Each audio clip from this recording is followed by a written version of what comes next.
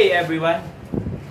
We're going to present a research study entitled Effects of online class on the mental health of selected grade 12 students. In this study, we are going to discuss various effects and factors of an online class on the students. Our title, Effects of Online Class on the Mental Health of the Selected Grade 12 Students. We choose this topic because we believe that it is relevant and an important lesson to tackle about. We are interested to discuss these matters, for we want to elucidate and know the nature of effects of online class in the students cognitively. As part of this, we are also interested to know practical questions and issues about it. The study aimed to find out on what are the possible impact of the online class on the mental health of selected grade 12 students. The respondents of the study were the selected grade 12 students of Manuel S. Berga Memorial School of Arts and Trades, one of the public schools in Mauban, Quezon.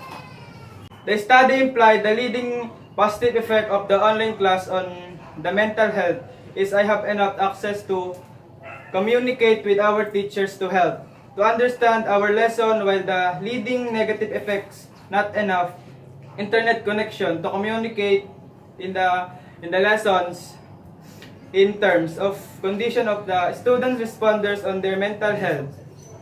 The leading answer is immediately panic when something goes wrong, and almost all the selected grade 12 students respondents of MSEMSAT. The admit adjustments of learning using online platform is the most important way to survive the online class in this time. Conceptual paradigm and conceptual frameworks. This shows the effect of an online class that can impact the mental health of the selected grade 12 students. And from the other side is the condition of the mental health of every grade 12 student having an online class.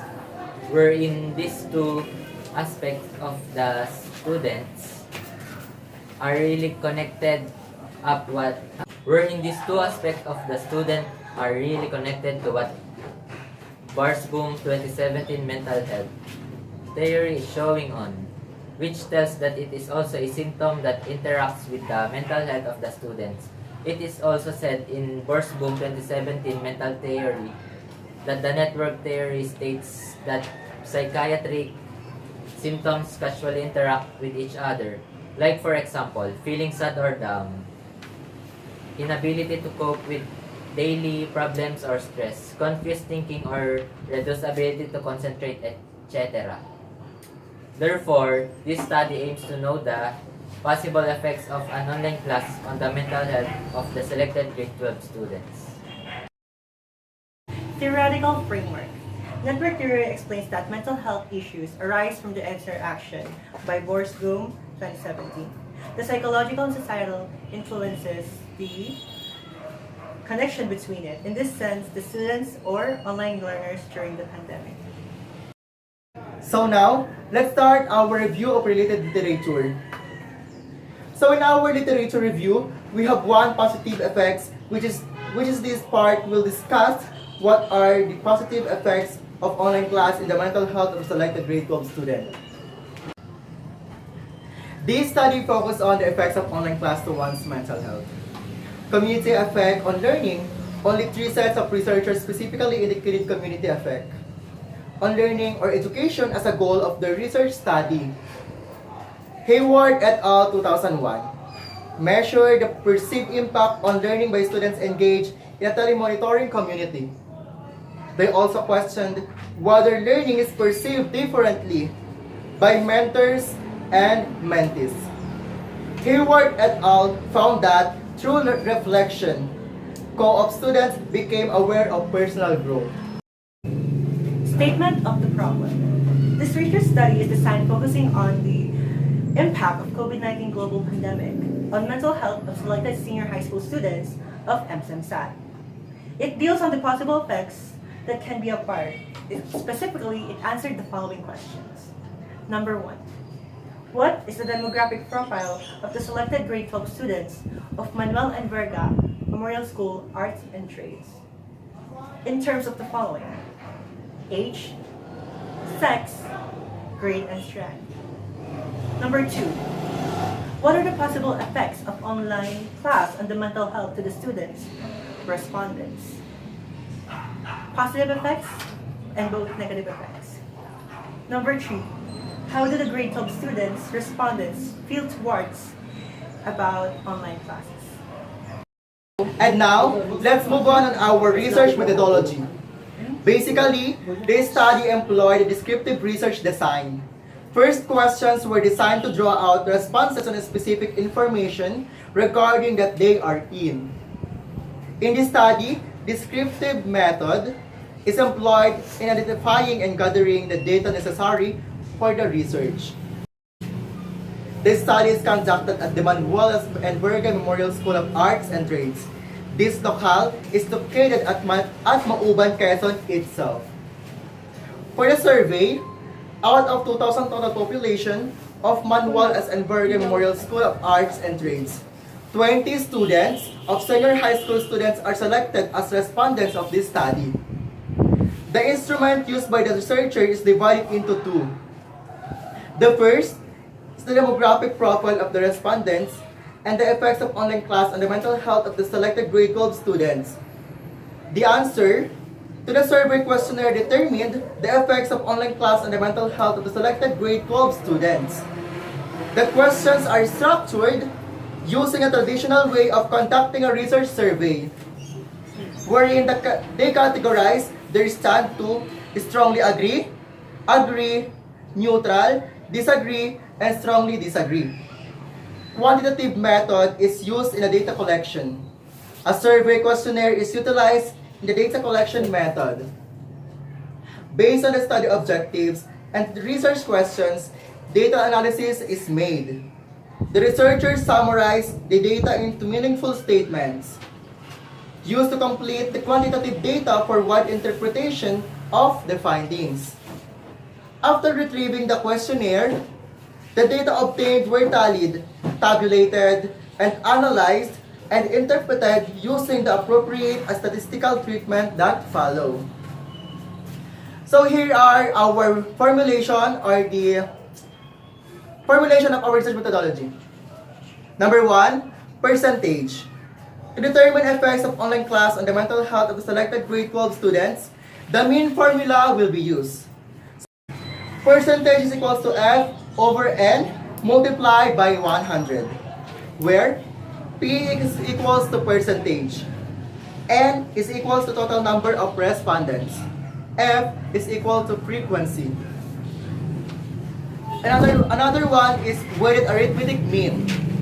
To evaluate the effects of online class on the mental health of the selected grade 12 students of MSEMSAT, the weighted mean formula will be computed by applying the formula.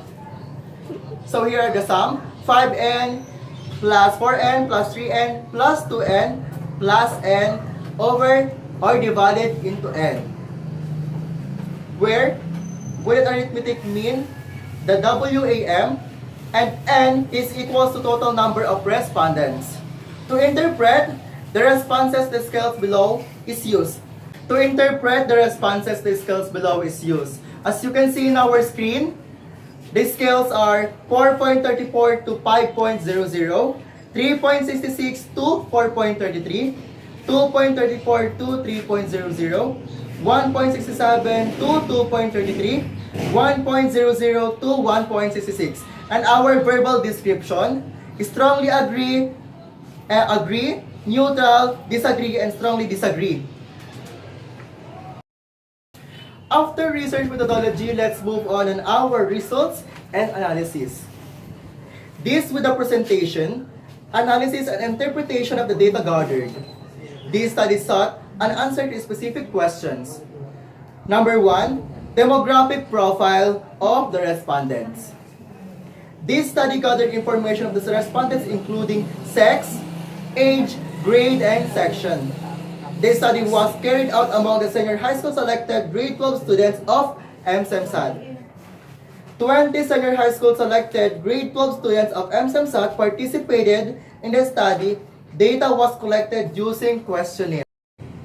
So here our table, the table 1.1, the respondent sex. Sex, we have two sex, male and female. The frequency, 10 male, 10 female, and total of 20 respondents.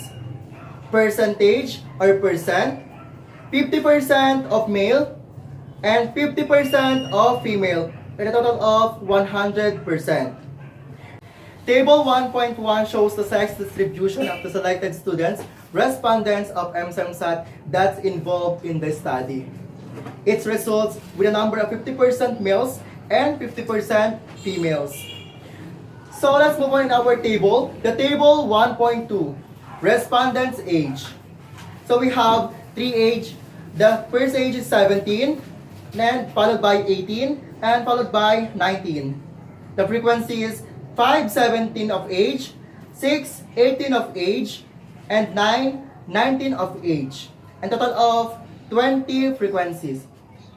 Percent or percentage, 25% of age 17, 30% of age 18, 45% of age 19, and a total of 100% of our respondents' age.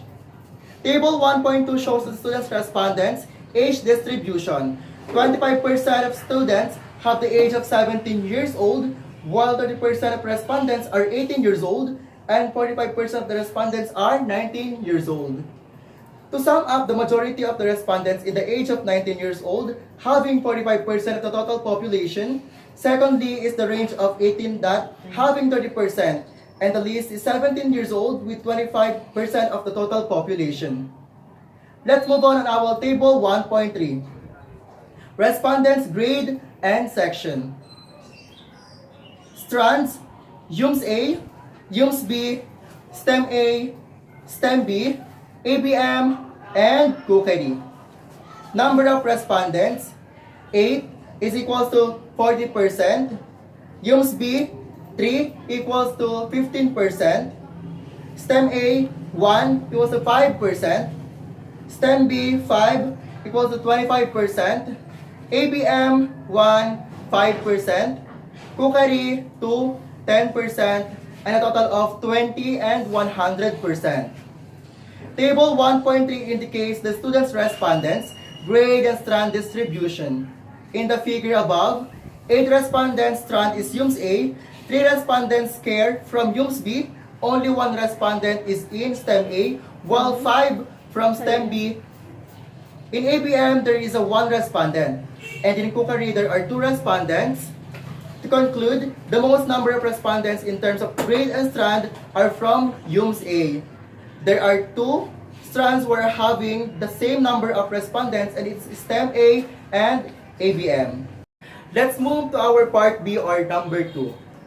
Possible effects of online class on the mental health to the students' respondents. 2.1. Positive effects of online class on the mental health of students. We have weighted mean and verbal interpretation.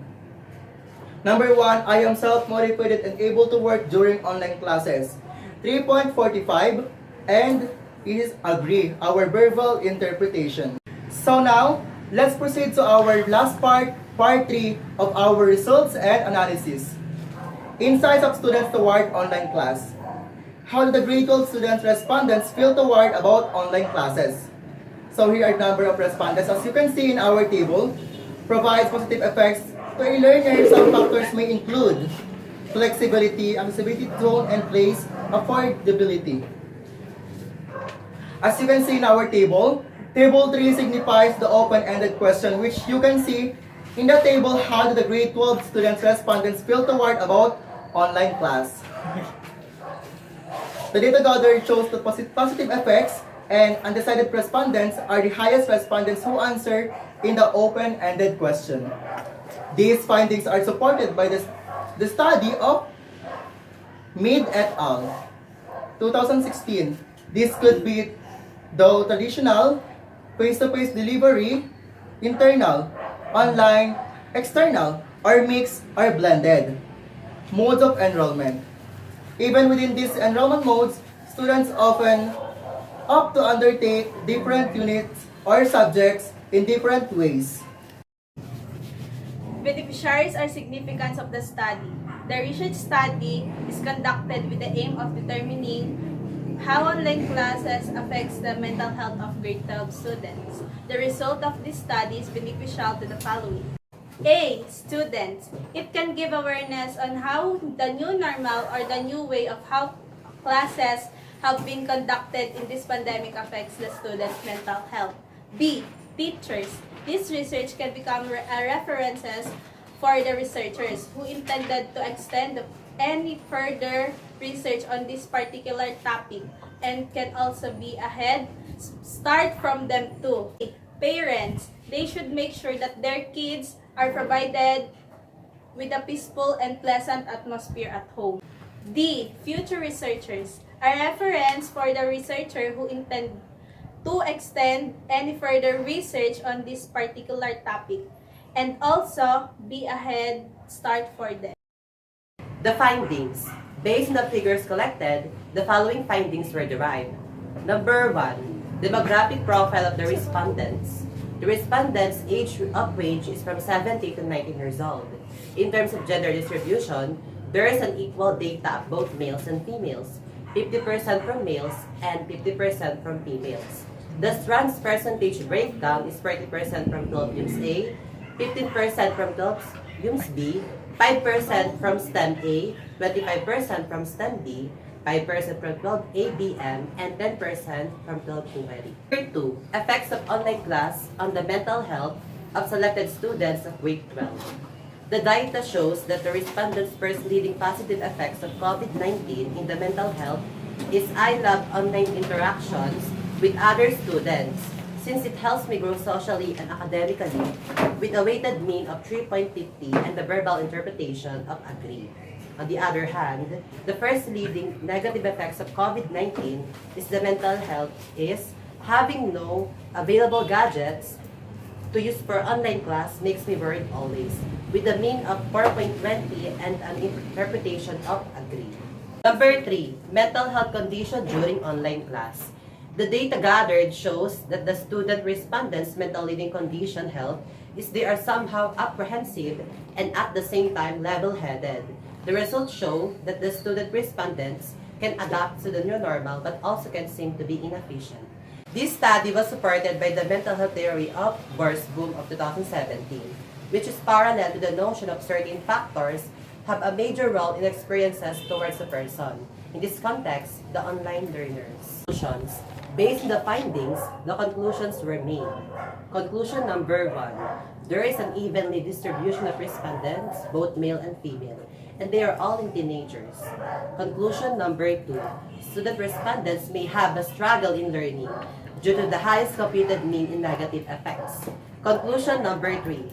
Student respondents are uncertain about their insights on the pandemic, mainly because of the factors some included in the responses. Recommendations. The following are suggestions that researchers want to imply. Recommendation number 1. Parents should find a way to provide gadgets to their children since they are learning online. Recommendation number 2. Online learners must stay calm and do not panic and have an optimism in treating their varied situations. Recommendation number 3. Teachers should be considerate and attentive to their students for the constraints they face. Unfortunately, this is all the time we had. Now that we are done, hope we help you in addressing problems in mental health of students and help you in releasing pressures and apprehension in this time of pandemic. From UMS A, thank you for watching. Boom 27